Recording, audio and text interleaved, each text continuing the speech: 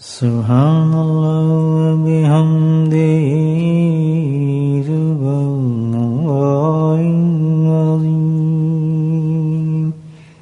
subhanallah bihamdihi subhanallah subhanallah bihamdihi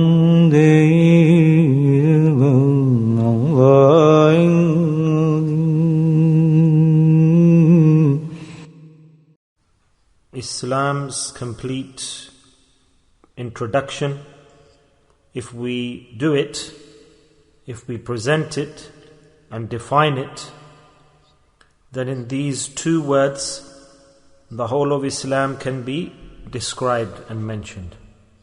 If somebody asks, what is Islam?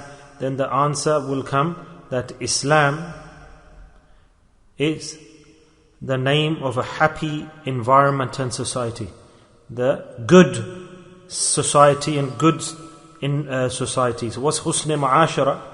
This is ma'asharat is society, the social aspect, where a person lives in the world, in his locality, in his town, city, amongst people, relations, interrelations, people relations, everything. This is called mu'ashara, living in the world, the real world. And husna is a very good mu'ashara, a very good society, high class society, happy society. So this is the name of Islam. And if we ask that what is a good society, a happy society, then the definition of a happy society or a good society, the meaning is that not one individual should give difficulty to the creation of Allah or pain to the creation of Allah. So any human being, take any human being, he or she should not give out, mete out pain to any other form of creation. And this is the name, this is the definition of Islam. And the people who follow the path of Islam correctly, this is their praise, this is their work, this is their action, that their akhlaq is very high, their conduct is very high. And historically we see that no true, proper, practicing person will give any pain or difficulty to another form of creation. Because the true and genuine objective of Islam is this: the insan, the human being, has been created for the broken heart, to heal it. Otherwise we are not following the path of adherence and of obeying Allah. Because when Allah Ta'ala created the human being, it is with their pain in the heart. In other words, to feel for other people, to always look out for the benefit of other people. Not that Allah Ta'ala created us to do ibadah. If Allah Ta'ala wanted to create us for ibadah, worship, then this is not what the reason was, because there are many angels that Allah Ta'ala created for this, and many angels, millions and billions, are doing this. That's what they're created for. So Allah Ta'ala said, yes, you will be here prostrating and doing ibadah, but this is not the objective of your creation. Allah Ta'ala said this was your test, that the makhluk I've made in the world. And that's when we realize the objective of a person. And this is the reality, that through this a person will get the goodness and the reward in the hereafter. Doesn't matter how much ibadah we do, worship we do, whatever we do, but how will a person succeed and attain the rewards? Due to his akhlaq, his conduct, his behavior, and his excellent behavior. That it could be very easy to wake up at tahajjud time, but to present and demonstrate akhlaq, good manners, conduct, behavior and relations with human beings in society, in the creation of Allah, this is difficult for us today. That in the gathering of the Prophet Muhammad sallallahu alaihi wasallam, it was mentioned about a woman, and the Sahaba Ikram said that there's a woman and she does a lot of fasting, Sawm, in a lot, abundance. Obviously there are 5 fard, and she goes beyond that. She does a lot of ibadah, and a lot of nafal, voluntary. There are obviously 30 fasts in the month of Ramadan, but she fasts beyond that. She does nawafil, she prays, she does a lot of worship. And Allah's Nabi sallallahu alaihi wasallam asked that what is her relationship with her neighbors? How does she present herself to neighbors? And the Sahaba said, Ya Rasulullah, she's not that good. She hasn't got that good relationship with the neighbors. There's a little bit of tension, some friction, some issues, And then another woman was mentioned. And with regards to that woman, the Sahaba said that this woman, the second woman, she fulfills the necessary level of ibadah. She doesn't do kathiran ibadah, excess. But her quality, her habit is, this woman, the second woman, is that she always looks out for her neighbors, always assists her neighbors. Whatever she cooks, she shares with her neighbors. If there's an issue or there's a problem, she'll go and make up with the neighbors. If there's a difference over a small thing, she'll forget about it. She'll try her best that the friendship continues and maintains, and she'll bear her own loss. For example, today in our porch, for example, if somebody comes, or if we don't say, get out of here, the person, he's an obstacle in our way, why is he in front of my porch or in front of my driveway? There is space, but we'll say, why is he parked there? Why is he taking up a few feet of space here? So the two women, their situation was presented. One is the lady who did a lot of worship, and you can see that her external worship was in a good situation. And everyone will say, oh, mashallah, she's pious, she's good, let's sit next to her and ask her to do dua for us, because externally she prays a lot and she's got a lot of worship. But within the situation is that she doesn't have good relations with her neighbors and other people. And the other woman, that she fulfilled the faraid, the compulsory, but she had good akhlaq, good neighbors, manners with her neighbors, relationship with other people. She had good conduct. So Rasulullah sallallahu alaihi wasallam, he made the decision that the first woman, she is destined for hell, and the second woman is destined for paradise. Nabi sallallahu alaihi wasallam made the decision, because insan, the human being, was created to heal the broken heart and to mend the broken heart and to maintain the good relations with people. So my brothers, the real objective of man is to demonstrate consistent akhlaq, good manners. Our worship, that is not what's going to be weighed and given us the conclusion. Even the reason to bring akhlaq, to have good akhlaq, to have good conduct and manners and behavior, is so that our worship goes to a high level. Because Rasulullah didn't demonstrate first and foremost prayer. First was his akhlaq sallallahu alaihi wasallam. This is the beauty of Islam. That you'll see that what was changed first and foremost when Islam came, the whole society was transformed. There was loss and darkness and bad practice and enmity between people and fighting and quarreling. And there was so much love spread due to the coming of Islam that we cannot imagine. For years and decades, people were against each other and enemies, and these enmities finished.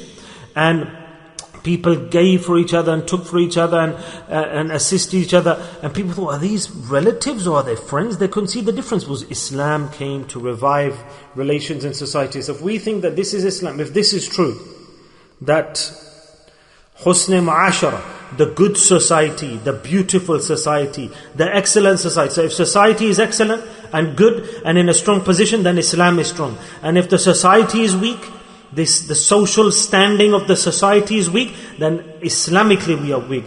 So if we don't have good social standing, strong social standing, social power, social status and qualities within our society, then our deen is weak. Rasulullah said that ibadah is not the gauge to measure the success of Islam. Rather it's the akhlaq, the manners, the conduct, the positives in society, people living together nicely, interrelations, social relations. So this is what we need to do. And this is the basis of success. So when we see that there's a loss here or there's something lacking here, then we need to rectify this. And in the same way as Rasulullah sallallahu alaihi wasallam stated, his ta'aleem, his education, his method, what he told us, we need to do amal on this. And not that we're strict that in the akhirah then there will be a severe test for us. So we need to be careful on this, that what is it within our society? Look at the beautiful praise and introduction of a mu'min that Rasulullah sallallahu alaihi wasallam made here. The Rasulullah sallallahu alaihi wasallam said that the mu'min, the believer, should be such that when he's dealing with people,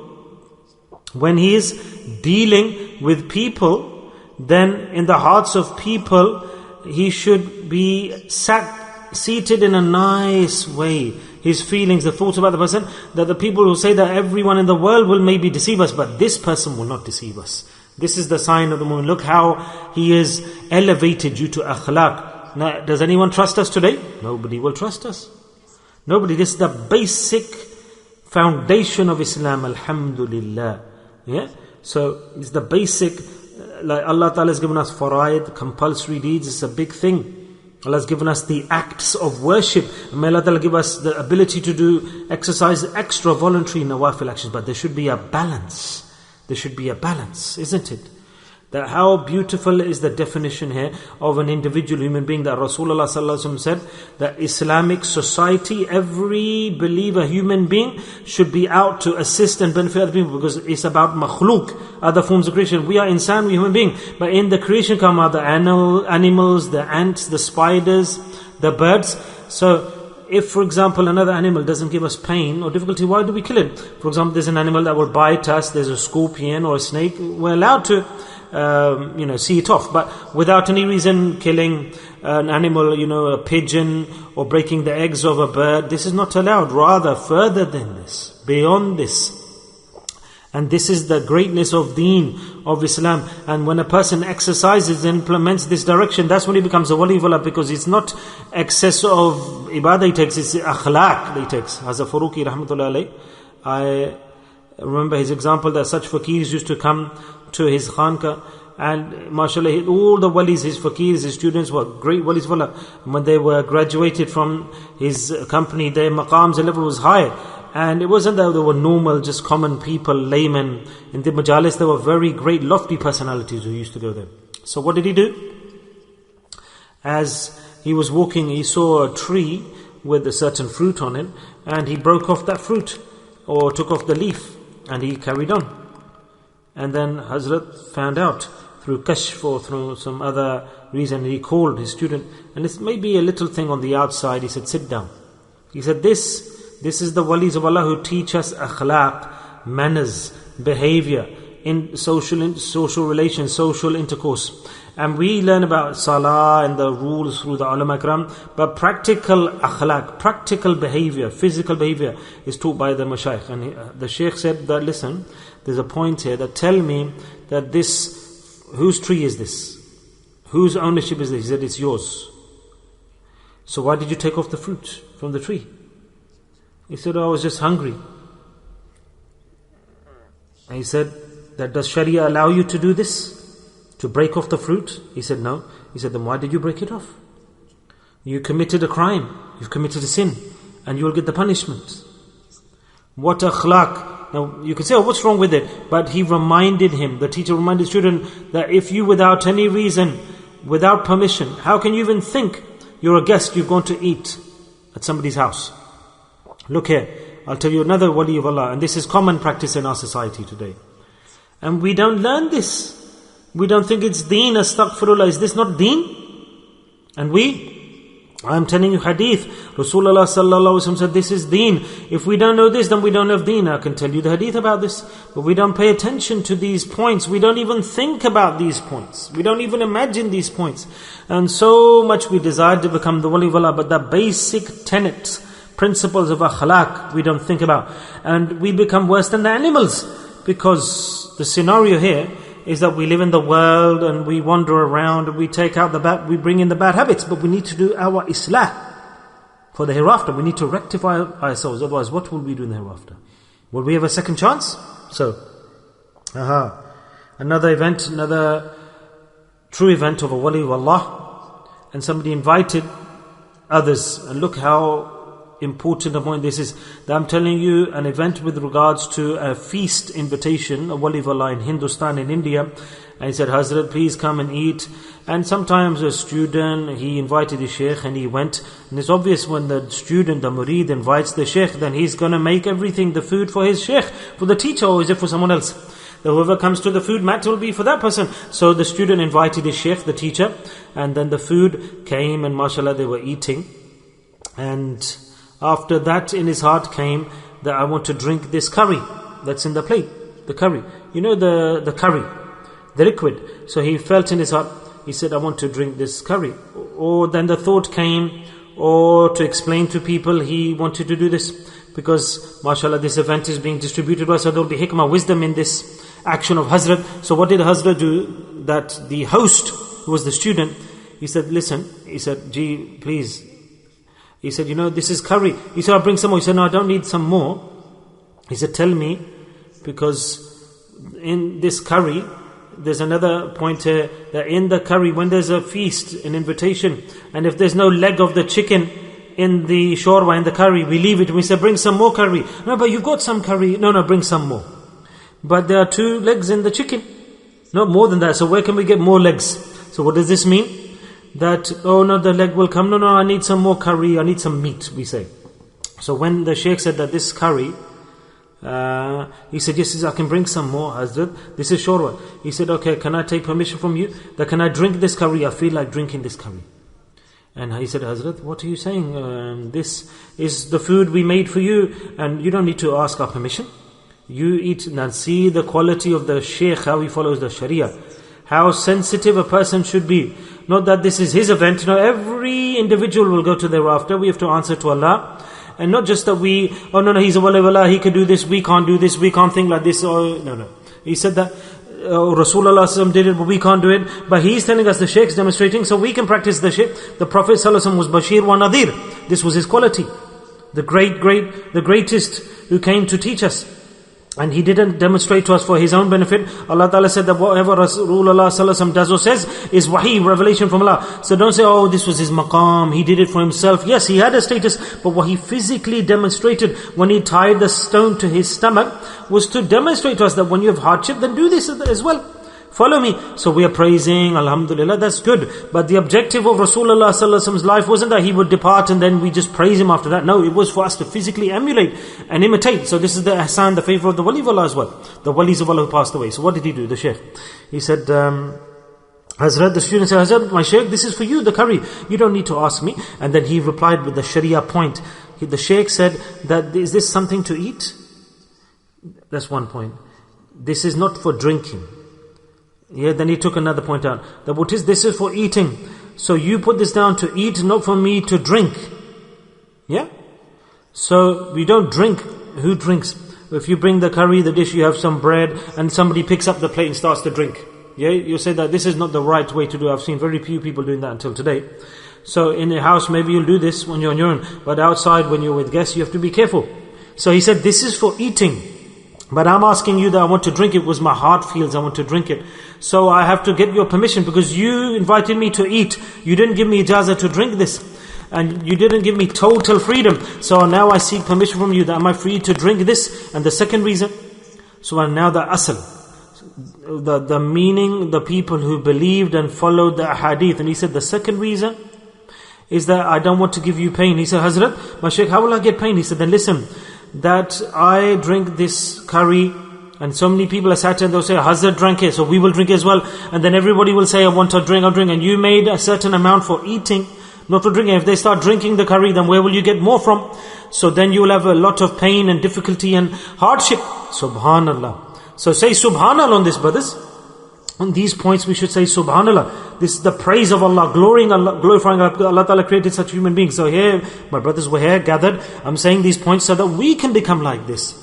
We need to become like this. This is our destination. This is our objective. Yeah? That we haven't come here to waste time. Alhamdulillah, we are mu'min, we believe in Allah, we do dhikr, adhkar, we made our parents and our lifestyle and physical, Allah Ta'ala's changed. So we should at least minimum change our hearts as well at the same time. Think. We need to make ourselves better. The Shaykh said that I don't want to give you hardship, and it's not the quality of a Muslim to give hardship to any creation of Allah. Any person, human, non-human, animal. So what a great statement, what a great example. So this is the situation that insan, the human being, he will not want to give, a true believer will not want to give pain to any form of creation. Let's take an animal. An animal, the animals have rights, human beings have rights. Everyone is right. Not that somebody's dumb, they can't speak, or animals are dumb. Everyone has a language, and when they need to speak, Allah Ta'ala allows them to speak as well. But it's not the case that we can't speak with them, discuss with them, communicate with them. There was a dog speaking, a donkey speaking, a lion speaking, and these events have taken place. And if it's Arabic, they'll start Arabic, or they'll speak in other languages. If Allah Ta'ala gives them permission, they can do this. It's Allah's choice.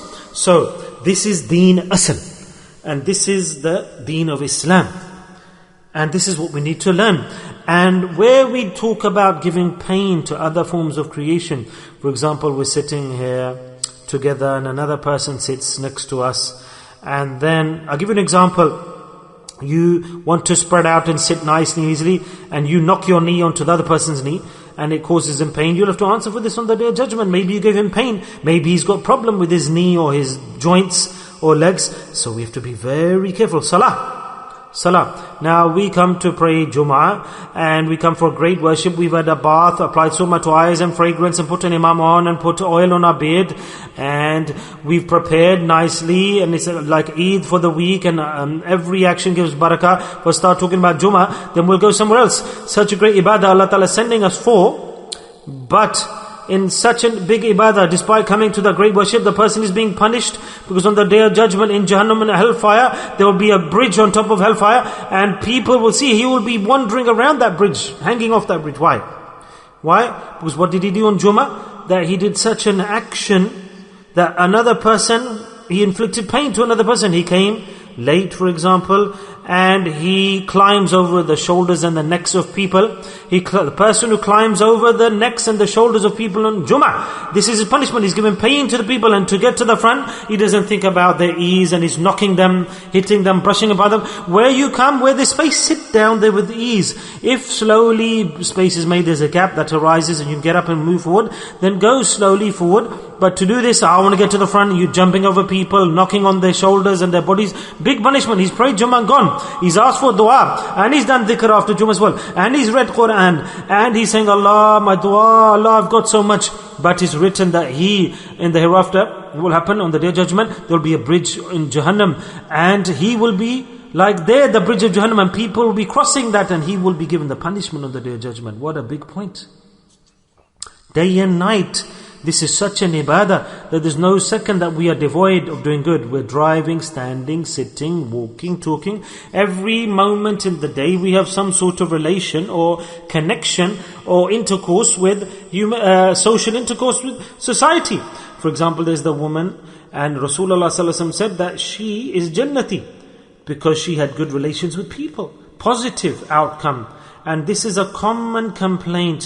For example, we don't have friendships with our neighbors. And this is the enjoyment of Islam, that the other person, he, for example, doesn't like us mentally, and we are good to that person, and this is Islam. This is what Deen teaches us, that promote peace and friendship. Rasulullah was there, and there was a majlis, a gathering, and Rasulullah came and said, that shall I tell you, my companions, that who is the best human being? Who is the best human being? Everyone's quiet, the Sahaba. Then Rasulullah said, shall I tell you that who is the best human being? Then they were quiet, the Sahaba. Then Rasulullah said, shall I tell you who is the best and beautiful human being? And they said, oh Prophet of Allah, please tell us who is the best human being, who is the most beautiful and best, and who is the worst.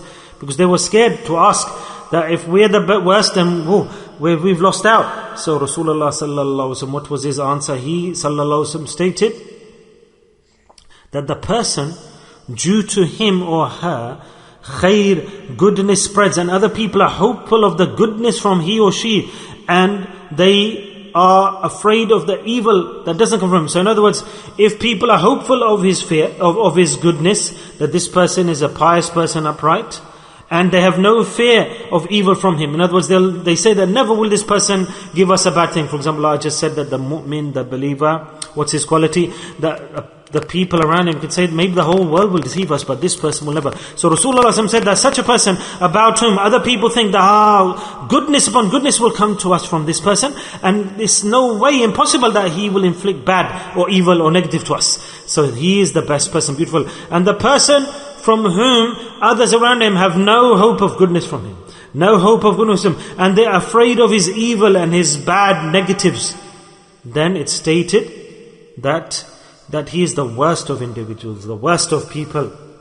And he's the worst of people in the dunya, in the world. And he has no link with Islam, that person. Subhan Allah. So this is the point here. Now if we look at ourselves, what is the mu'amala, the situation? So the society is disturbed. If there's no beauty and softness and tenderness and love and peace in society, then that society is broken down. it's broken into pieces. So if we take this out of our society, then what's left? Nothing. Then you'll see apparently people are worshipping and maybe practicing and zahiri, externally, that look at this person, he's a worshipper, he's pious, etc. He looks good, he's pious. But the soul, if the soul has come out of the body, then what's the reaction? There's nothing left. There's dhulam, oppression, lies, distrust, fighting, quarreling, fasad, creating discord. That all the results that have no link physically with Islam, we will see them. All the good things will have hidden. And like I said, that Rasulullah sallallahu alaihi wasallam defined Islam and a good Muslim. And other people in the world should close their eyes and say about the believers that maybe everyone in the world will deceive me, but this person will never deceive me. But is this the case today? Very difficult to find a person like this. Very hard. Very difficult. Rather, despite this being the quality of every mu'min believer, and today we cannot even see the sign of this. The sign of this. So where are we losing out? What's happened? Where have we gone wrong? Depressions, illnesses, difficulties, problems, dhulam, oppression, fights and quarrels. And this is the storm that is spreading today. Islam equals peace, aman. Peace, aman and love. A mu'min is the reflection of aman. He has sakoon and sakina. Why have we got everything around us which is negative? The reason is that our husn akhlaq has finished. We are fraudsters inside. That peaceful, lovable society that should have spread due to our beautiful actions, it's not there. We are fraudsters. 10,000, 1 million, 2 million, millions of people are doing umrah, hajj, tawaf. What great action of Islam. But then why are we at loss in society? Because even this happens there. If we start shoving each other, fights and quarrels in haramain, even in that maqam, in that station, in that place, we have to see it. The pride, haughtiness, big-headedness. A person has so much pride that he takes it even to those blessed places. And he's worried about himself and not others. Is this not the case today? Totally it's the case. I want this, or if I can get this, or cut the path of this person, or take him away from this, or let's do this, or I've got benefit here, don't give to this person. And if you want to meet somebody, it's due to greed. If you want to link with someone, it's due to greed. Look how much money he's got. What's he like? What's she like? Oh, he's got a special status and power. I need to be this person's mate, so he can do good to me. For the sake of Allah, I think we're about to die. We will die, all of us. Maut is going to come. It's about to come. Become honest, upright human beings and Muslims, and practice those actions that Rasulullah sallallahu alaihi wasallam has demonstrated us. Become such mu'mins, believers, that every human being in the world should trust us. That, oh, this is the best person. I've seen nobody more trustworthy. Whatever he says, that the mountains will shake, but he will maintain his words, his promise, his character. Ask him. He's clean, pure, a good human being. Tell me, do people say this about us? Today the non-Muslims say that look at your Islam, what it teaches, and look at your practice. There's a contrast, they say. They claim, they say that we know about Islam, but you Muslims don't practice that Islam. There's a massive contrast. And they say this to the leaders of our so-called deen. I've seen this with my ears. I heard this at such a maqam. Allahu Akbar, from my own ears I heard this. From their mouths about Islam, they were talking that leave it, don't go towards that deen. It's finished. They're not practicing Islam properly. They're not demonstrating Islam properly. This was the claim. Because they know that our kitab is true, our deen is true, and they know that the Muslims don't follow the kitab. And we say that we tell other people that you've written your own kitab, and the non-Muslims say you criticize us about us that we wrote our own kitabs. But what about you? You're not even practicing your own Quran. Have you not read Surah Azab? Have you not heard the events of the Quran? Allah Ta'ala mentioned these events of the previous nations. For what reason? Rasulullah is inviting. He invited to the Sahaba. He invited the Sahaba. Tell me, he gave da'wah. And such a great event in the Quran that Allah Ta'ala reminded that Rasulullah invited, the Sahaba came. And what happened in that gathering? That when Rasulullah invited and the Sahaba, the noble companions came, then they realized the Sahaba, and they had the desire and passion, and they went towards the room of Rasulullah. It was like Eid, that we're going to see the Prophet and we'll sit in his house. Beautiful, great. They were ashiqs, lovers. They yearned for this. And Allah Ta'ala is explaining their story. Their event, the true event in the Quran. They were all true ashiqs. They had no bad intention. And they were in love, immersed. And they weren't going for food or to fulfill their hunger, no, or their thirst. They went. And what did they do? What did they do? That they had this thought and this desire that we're going to the house of the Prophet ﷺ. They reached there before time. The food wasn't even ready. And they went early and they sat down, that the food will come and be served. And what happened on the other side? That some of the companions, there was not enough space. So they stood behind, that when they will leave, then we will eat. And this was the event. And then you will read this surah. And you'll know then Allah Ta'ala explains, Subhan Allah, every single action of a human being was taught by the Prophet Muhammad Sallallahu Alaihi Wasallam. So Allah Ta'ala then revealed in the Quran, and Allah Ta'ala addressed those Sahaba who were lovers of the Prophet Sallallahu Alaihi Wasallam, and Allah Ta'ala selected them. They were chosen as the Sahaba so that they could teach the deen. So it was explained that when somebody is invited, number one, they were being told here that Rasulullah Sallallahu Alaihi Wasallam will not tell you, but I will tell you. Allah Ta'ala said, my Nabi will not tell you, my beloved Nabi, but I will explain to you. The first thing are etiquettes of the invitation. And do we do this? Like I explained to you, the shorba, the curry, in order to drink it, he sought the permission of the host. So there's invitation, the guest puts the food down. For example, you have the plates of yogurt, and people drink the yogurt without asking. And they're drinking it. It's not for drinking like it's curry. We don't even know that in Islam, what are the adab of eating? What are the adab of the guest? And this is ilm, knowledge. Ilm, knowledge. And this is paradise through which we will get Jannah and Jahannam. But we're eating without any recognition or any understanding or appreciation. When a person goes for an invitation, a feast, he should know that his rights within the Sharia. And it's fard on every human being, Muslim believer, that he should know the etiquettes, the manners of going to a feast. And the ulama who understand this, they learn the high class of ilm. And it's fard on every Muslim that wherever he's going, he should have the ilm for the things he's about to do. That I'm going as a guest. So what is the right of the guest and what's the right of the host? This is in Surah Azab, that why did you arrive early, O Sahaba? Never should it be that when you're called to an invitation, you should come at that time when you are invited. You shouldn't come early. Why? Because then there's pain, difficulty for the host. Maybe he's not ready. What's he doing at that time? Maybe he's busy, he won't meet you. So how did you reach early? And this was being told to the Sahaba Ikram radiyallahu anhum. How did you reach to the invitation early? And secondly, after eating, they stayed sitting. Yeah? So who feels to leave? Obviously they didn't want to leave, because obviously they were sat in the house of Rasulullah, a blessed house, blessed company. But then Allah Ta'ala explained that there were people waiting outside after eating, finishing. The adab is that the guest, when he's fed you and you eat, and then after that, don't chit-chat and sit back and tea will come and this and that. You keep sitting down, chit-chat, gup-shap. No. What should happen? The guest has fed you, you finish the food. After that, depart. And if there are people waiting, so that they can come and eat as well. So there's no need to sit down and give difficulty and excess and burden to your host. And today, look at this. We are invited, and do we see the colors of Islam? If, for example, somebody who's not a Muslim reads this about Islam and he comes to our invitation, he'll look left and right. There's such a big contrast in the society of Muslims, that what kind of people they call themselves Muslims, that they don't physically implement the principles of Islam. On every footstep today, we oppose the practice and the akhlaq of Rasulullah and the deen of Islam. And this is deen. And if this wasn't deen, then how would have this become Quran? And such a great verse was revealed to teach us that this is the right of the mehzban, of the guest, of the host, and how Allah Ta'ala taught this to us, that we should have aql. And here, there's another logic here, that we invite somebody, for example, and we give them food. I'm giving you food and you're giving me food, and then we are cooking according to our own desire. And what do we know what the guest likes? That, for example, I want to invite you to dinner, okay? And I will eat according to my desire. I'll put the spices, or if there's spices in the food, let's put some of this flavoring in and make this dish. And let's put more spices in. And the person who's coming to eat, the poor soul, he doesn't like spice. And he sits down to eat. And then he's free for the rest of the week like me. He went to the invitation and he departed there, his mouth full of the hot spices. So the haqq of the host is when he's presenting food, and for example even in a wedding or in a feast, he should be careful. He should ask the guest who's about to come, the Hazrat, what kind of food do you like to eat?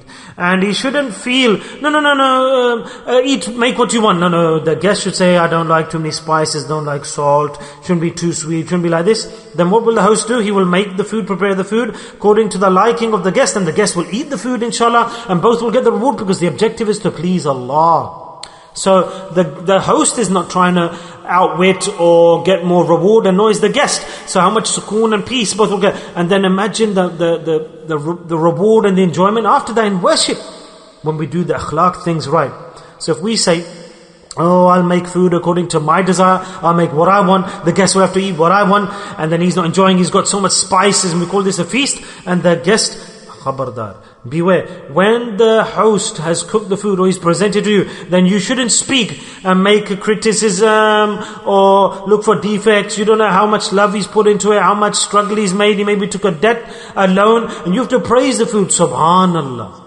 It's very nice. And who demonstrated this? The Prophet ﷺ in his life. Never did he criticize the food or the spices are less or it's not as good. He's never criticized. And he demonstrated to us physically. Whatever he attained, he ate it and he praised it. He made dua for the barakah of that person in his home. This is adab. That when somebody, a host, feeds you, then it's lazim that you have to pray for his home, for his health, for his family, for his matters, for his affairs. The duas that we recite. So all the duas are accepted at that time. So the person, then the host, he is given so much reward at that time. And the guest. So this is Islam. This is our deen. But we don't have this within us. In our society today, fine, we pray tahajjud in the night. I'm Bayezid Bastami. I'm pious. I'm the best. I am remembering Allah. What about the guest? What about the host? What about the rights for human beings? Allah Ta'ala doesn't look at appearance. Allah looks at husni akhlaq. The beautiful manners and conduct and behavior emanating from the depths of our hearts. But this is lacking big time in our society. Why?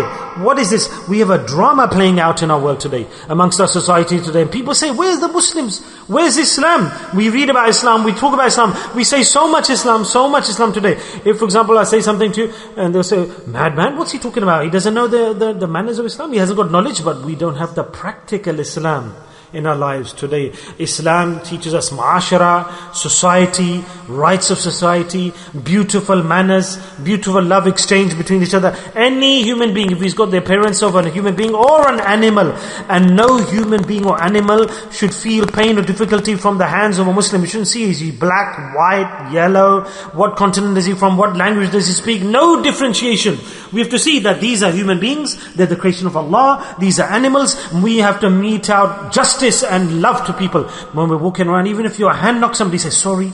But very few people do this. Stop there. Then, sorry, my hand hit you. No worries, no problem. I didn't take it as offense. Please forgive me. And this is the exchange that took place. Another point, if we make difficulties or in our heart, we have issues against people. We are human beings. We're not angels. So what should we do? A person should feel regret and remorse that I said bad to this person. It's not good. We should have a sense of regret and remorse. And this should develop within our hearts. So what should we do for that person? Oh, I did bad to this person. Either seek forgiveness from that person, and if you cannot dare to seek forgiveness from that person, then pray for that person.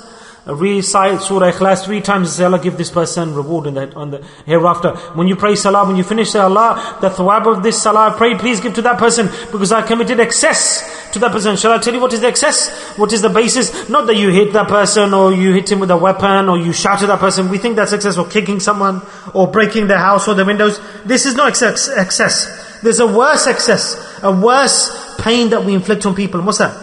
What is the definition of oppressing a person?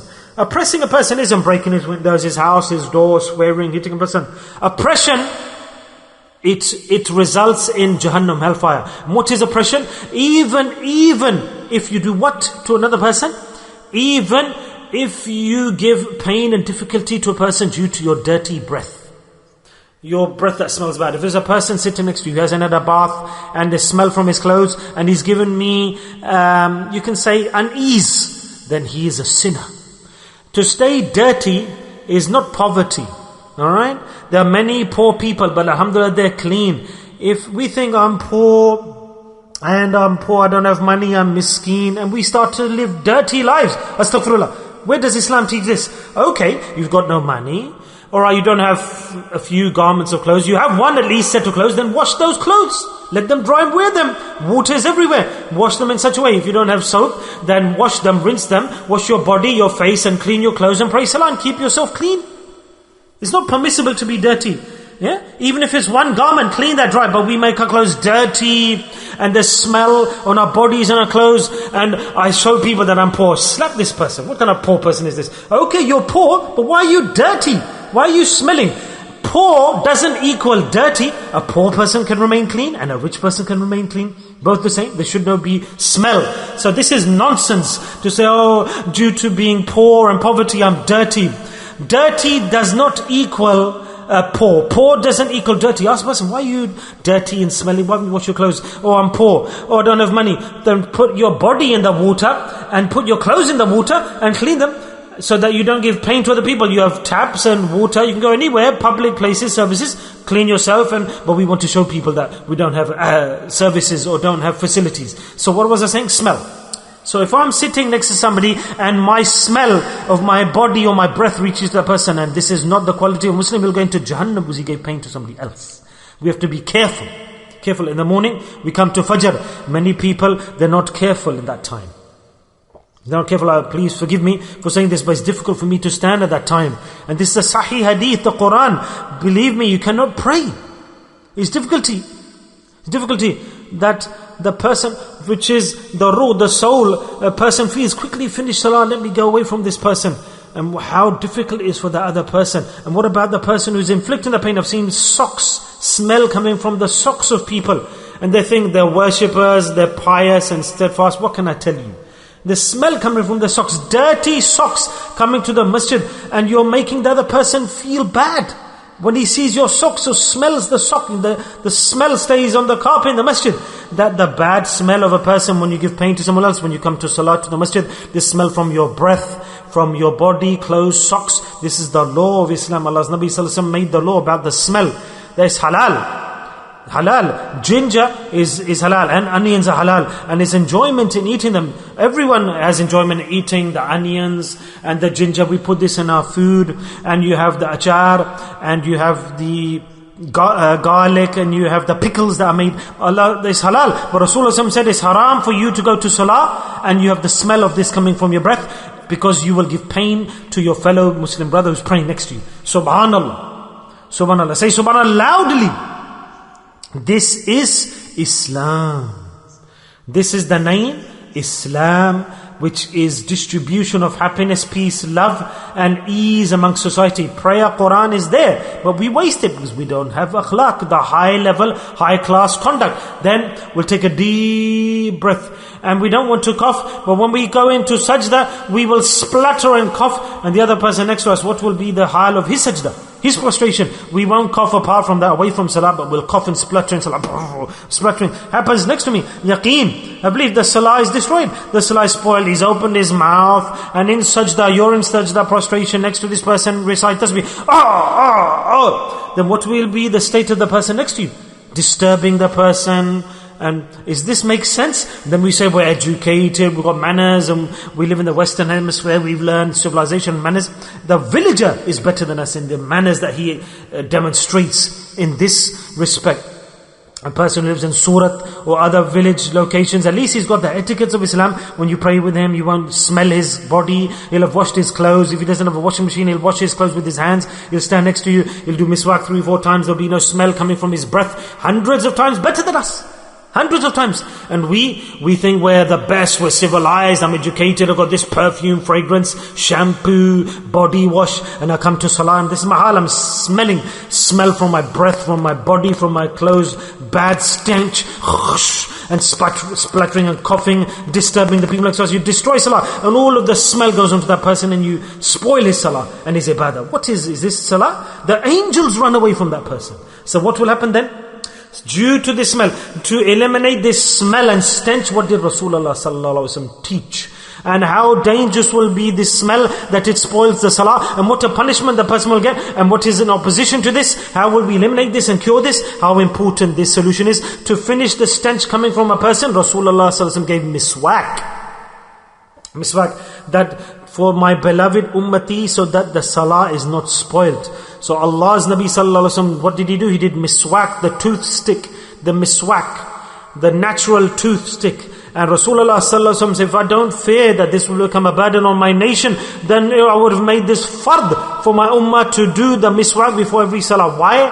Reason? Because if my ummah uses the miswak, then at least their salah will be of high quality, and the bad smell will not emanate from their mouths. And there's a special, if you use the pillu miswak, beautiful, nice smell comes from the teeth. And no other toothpaste will give this compared to a miswak. Fresh your mouth and your fragrance. So this is the importance of miswak. Now you tell me that for the bad smell and the stench, the stink that emanates from the bad breath. To protect the society from this, Rasulullah gave us the cure and elevated his status that whoever does miswak, the guarantee I give to that person that he will depart from this world with the kalama on his mouth. Subhan Allah. How much Rasulullah considered the pain of human beings, that he cured that problem of bad smell, and he gave us miswak. That when Rasulullah was passing away, Hazrat Ummahatul Mu'mineen, the mother of the believers, Hazrat Aisha radiyallahu anha, was in that room, and the final action of Rasulullah was what? That Aisha, bring the miswak. Bring my miswak. And the miswak came. And due to hikmah, wisdom, or maybe weakness, we cannot comment that Rasulullah took miswak and did it a little bit. Then Rasulullah said that, oh Aisha, you chew this, make it soft. Then Hazrat Aisha, she chewed it with a mouth and then gave it to the Prophet ﷺ, and the Rasul did the miswak, and after that he passed away. And this was the last amal. Imagine the last action of Rasulullah ﷺ. So where was Rasulullah ﷺ going? To meet his Lord, his Rabbi Haqiqi, to his Rafiq, to his master, journey, traveling to the south. In which condition did he go? He did miswak before he went sallallahu alaihi wasallam. So Allah Ta'ala's Nabi sallallahu told us that when you go to your Rabb, then do miswak. In which position? Before salah and before you do prostration. And this is the moment that when you go to travel to meet your Lord, there should be no smell in your mouth, cleanliness. There should be no pain to anyone next to you, no bad breath. So as Aisha Siddiqa radiyallahu anha stated that I have pride on two things, or two actions of mine. Number one, that Rasulullah when he departed from this world, he passed away in my hujra, in my home, and my saliva and Rasulullah saliva met, subhanallah, and no one had this good fortune, subhanallah. So my brothers, this is deen, this is Islam. And for this, listen to this hadith now. I will tell you this hadith to summarize, and the meaning of our discussion will come out. There was a companion, a sahabi, he came to the Prophet ﷺ, other companions were sat there, radiyallahu anhum, and he sat a bit further back, a bit distant, and just like Rasulullah ﷺ that time said to this companion, that Wabsa, come forward, ta'al hina, come forward. So he, the companion, radiyallahu anhu, came closer, and Rasulullah ﷺ said, come closer, come closer. Then he came more closer, come more closer. Then Rasulullah said, come further, come closer. And all the Sahaba are looking and watching, and he came closer. To this extent, that Rasulullah, he said that I am proud of my muqaddar destiny, that my knees met with the knees of Rasulullah sallallahu alaihi wasallam. Subhanallah. And he said, I was sat here, and then Rasulullah said, Wasba, that did you want to ask me something? He said, oh Prophet of Allah sallallahu alaihi wasallam, I came to ask you something. And Rasulullah sallallahu alaihi wasallam said that you will ask, and I will give you, or do you want me to answer your question automatically? And he said, Ya Rasulullah, this would be very good if you automatically answer the answer to my question. And Rasulullah said, okay. Nabi sallallahu alaihi wasallam said, I will give you the answer to your question, even though it was not presented the question. So khair, that you came to ask about good and bad, khair and shar. And he said, oh Rasulullah, yes, I came to ask what is khair and shar. How do we know what is khair? It is khair and shar is shar. What is the difference between the good and the bad? So Nabi sallallahu alaihi wasallam stated that do you want to get the answer from me, or do you want to ask yourself? And he said, no, O Prophet of Allah sallallahu alaihi wasallam, I am the questioner, the seeker. If I wanted to give the answer, why would I come to your service? O Prophet sallallahu alaihi wasallam, I want the answer from you, the blessed answer from you. Please give me the guidance. He said, listen to me. And Rasulullah put his hand over his chest and said, Wasba,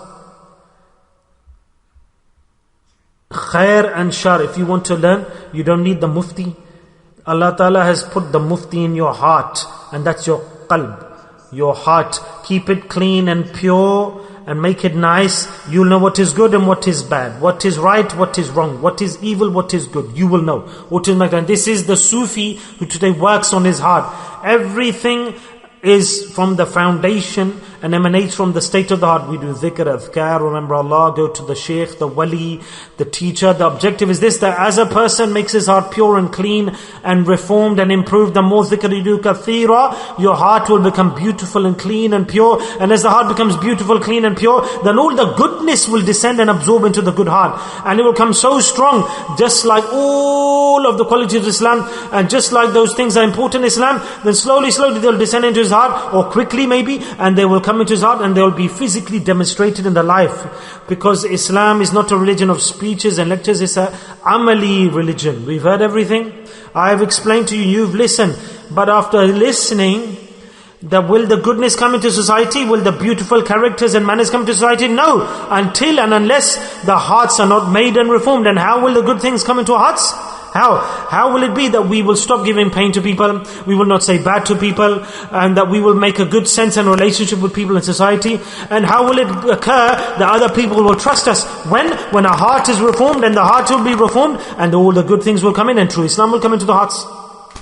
And this is the reason that we do abundance of dhikr. And alhamdulillah, I can say with guarantee that alhamdulillah, you've been doing dhikr for quite some time. You sit in the majalis, in the gatherings, and the first position from the first day till now, definitely there'll be a difference in your life. Definitely. And a person doesn't realize, but the other person will tell you that this person, quite a lot of changes have come in his life. And he's very soft-hearted, he listens, he's merciful. And maybe they don't know about you, but today you've heard this hadith, and you'll realize, is it? Oh, I need to develop myself better. But not that the person who does dhikr, he is not empty-hearted without the mercy and the love. He creates an awareness. And I can tell you with the guarantee that you people do the dhikr of Allah, that the person from before and now, there's a difference. Has the difference not been made? Of course, and this is the result of dhikr. Dhikr, so make more effort and strive and work harder, that every person who comes to this majlis of dhikr, everyone who does dhikr of Allah and does it with this niyyah, intention, Allah, I'm going for one reason. Yes, the thawab is there, the reward is there, but the objective of going to do dhikr, of doing dhikr, that I want to rise as such a human being on the day of judgment, that Allah will say, yes, your Islam was good, your practice was good, you meted out the rights to society, and for that, it's compulsory that we need to attend a majlis, sit with the wali of Allah, wahid with this niyyah. We should do this, we should attend this majalis, gatherings, and struggle and strive and make effort on dhikr. There's no other reason, there's only one reason: to become good human beings. That all of the beauties and the qualities and attributes of Islam that are not visible in society today, that maybe from millions, show me one person who demonstrates excellent qualities and attributes and trust. And can we see anyone from millions who we trust today? Can we trust someone in society more than our uncles and brothers and sisters and relatives? For example, I sell this house on your name. Okay, do this, that after 3 years I will come back and I will take my house from you. Tell me, is there anybody who will give your house to your uncle in India, and then after 3 years you'll trust, and then Allahu Akbar, you will go back and he's eaten your asset, he's taken, he says, sold, he says, it's not there now. Is there? And there'll be people there, oh, it's not there, this was mine. You gave it to me. He said, I was fed up, Hazrat, for the sake of Allah. And then the judge, he's with them. How do we get our assets back? So why does this occur? Because in our hearts, we don't have the desire to attend the majlis of the walis of Allah. We don't have no desire to do dhikr. A temporary or an artificial deen has come in front of us. We've grabbed it. We think that's enough. The soul of Islam, we don't even allow it to come close to our hearts. We have not reached to the root, the soul, which is in our heart. We've not got close to it, and the whole of the Ma'ashara society is destroyed. And the people who are not Muslims, they look at us and say that you are Muslim? What poor Muslims you are. Your practice is bad. They say that Muslims are like this, they should be like this. And you are so-called believers, and we are Muslims like this. That we have crushed the asal, real objective of Islam. We've crushed the dhikr of Allah. We've left the path of the walis of Allah. We don't go to the company. And if we go for other reasons, other objectives, other stories. Nobody goes with the true khalis, pure niyyah. There are very few individuals who go that I want to become a good human being and a siddiq, a sincere Muslim, so that people trust me and I become such a human being that all of the teachings of Rasoolullah that he brought to us, that they start to become demonstrated in my life. So one of the very few people who do it is no woman, no man, no brother, no sister. And we know about the path, we'll talk about it. I don't believe in the walis of Allah, I don't believe, someone will say this is shirk and bid'ah innovation, and there's lots of arguments and debates on this. But the asal meaning of deen, Sufism, tasawwuf, tazkiyah, purification of the heart, and dhikr and majalis and gatherings of dhikr, we don't go to the ruh, the soul. The reason for this practice, the reason for practicing tasawwuf, to do dhikr, to learn from a sheikh, to purify the heart, is so that Rasulullah put his hand on his chest and said, my sahabi, look, if you correct your heart, then you have no need to go to anyone. Nobody will say bad about you, they'll say all good about you, and in your heart, no bad will come into your heart. Allahu Akbar. No bad will come close to you, and khair will continue to revolve in your heart. And you will not need to enter into any disputes. Who's right, what's wrong, what's right, is it right? All the goodness will come into your heart and it will give you the answer. Has anyone asked that, shall I grab the snake? Will the snake bite me? Will it attack me? Has anybody ever asked? Because you know the snake's going to bite and attack. So when a person becomes a mu'min, he knows what's right, what's wrong. This is bad, there's no benefit to me, I shouldn't go close to this. And how many people say do this, who say no way am I going to close to this, because his heart has been made. That person doesn't go to a snake, he doesn't know there's badness in this, no goodness in this, so it's a bad thing. So he doesn't need a lecture, speech, reminder. He says, no, this is a bad thing, I cannot do this action. Oh, you'll enjoy it, come, 2 minutes, come. You say, no way, my heart doesn't feel. I don't feel that this is right. How can I do this? No, what's happened to you? Become fundamentalist, extreme. No, 5 minutes to spend with it. He says, I swear by Allah, my heart doesn't feel. Otherwise I definitely go, and his heart doesn't feel. How can he do this? Allah Ta'ala's dhikr, the nur is coming to his heart, so good will come into him, good practice. And if someone invites him towards bad, he won't go. But if someone says, there's Quran, the Qaris come, and Alim's come, mashallah, he's here in our locality, he's going to speak good. And just a little bit, somebody tells him, he'll run there, he's encouraged because he accepts, his heart accepts good and he wants to go towards good. Okay, today I wanted to do these few things. Oh, leave everything. Oh, okay, take me as well, let's see what happens. So somebody, has he been convinced? Nobody had to convince him or force him. No, his heart was convinced. So when we start to feel like this and we practice like this, then consider our heart has succeeded due to the dhikr. And this is the basis of dhikr. And when this feeling comes into the heart, then understand that your dhikr is successful. That's it. And this is called the dhakir, who will stand as the dhakir on the day of judgment. In whose heart the dhikr takes effect like this, that the heart pulls him to khair, to good, and he leaves the shar, and he has hate or despises bad things. Just like you hate urine or stool and the smell and the stench, and you hate it a lot, the smell. And someone say, you mad, crazy, you will enjoy it. Come to this gathering, sit and do this and that. He says, no, for the sake of Allah, I swear that my mind is about to go towards negative and feel really bad. Please don't invite me to this. And he said, I don't know this is haram halal, but my heart doesn't feel I should do this. I say, it's halal, it's permissible for you. But he says, no, my heart doesn't feel. So when you feel like this in your heart, Subhan Allah, Mubarak to that person, his dhikr is accepted. His dhikr is accepted.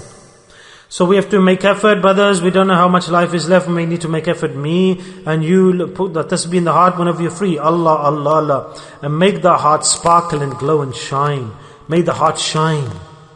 Then we see such a big hadith we've learnt. We need to make the heart shine and glow. And then we'll understand what is the dunya. What is the meaning of coming to this dunya. So will we do dhikr? Don't leave the majlis. It's very beneficial. Very beneficial. Take hold of the dhikr of Allah. And this is my guarantee. Not me. It's coming from behind. In the chains. What guarantee can I give? The guarantee is coming from Rasoolullah sallallahu alaihi wasallam. We are those who just implement. So the guarantee is coming from Rasulullah, that whoever does the dhikr of Allah, this is the difference here. Like I said this to you myself, this is the reward, or this is what we get. I can say you are dhakir and you do dhikr. And from the first day till now, what's the difference in your life? Your heart is soft, tender, it's melted, you understand what's wrong. At least a little bit of difference definitely is made. And if you struggle and strive more, make more effort and do dhikr more, and you correct your niyyah that I'm doing this for my akhirah, to benefit my akhirah hereafter, I want to improve my akhirah, and you'll see, alhamdulillah, your heart will glow and shine, and there'll be no negative in your life. And then there's no greater wazifa lesson than this. You say more, nothing more. Awwal is Allah and akhir is Allah. Allah is from the beginning, Allah is also at the end. Allah Ta'ala says, that's it. Everything. Allah is in salah, Allah is in the zahir and batin. Allah is in the salah, we remember salah, and in the batin. Zahir wa batin. Allahu Allah. And nothing else. Allahu. That's it, and nothing else. What else do we need? Heart. And we do the dhikr of Allah and the tasbih in the heart, in the hand, with the fakir who's taught us. What else do we need after that? End of story. And mission accomplished. End of story. And we've reached our success and conclusion. And enjoy life. And turn your heart to Allah with tasbih, with the beads or maraqabah, while you're walking, while you're sitting. Subhanallah. You can remember Allah in nazam, in the verses, in the nazam, but put Allah Ta'ala in your heart and shine your heart, and everything bad will come out of your life.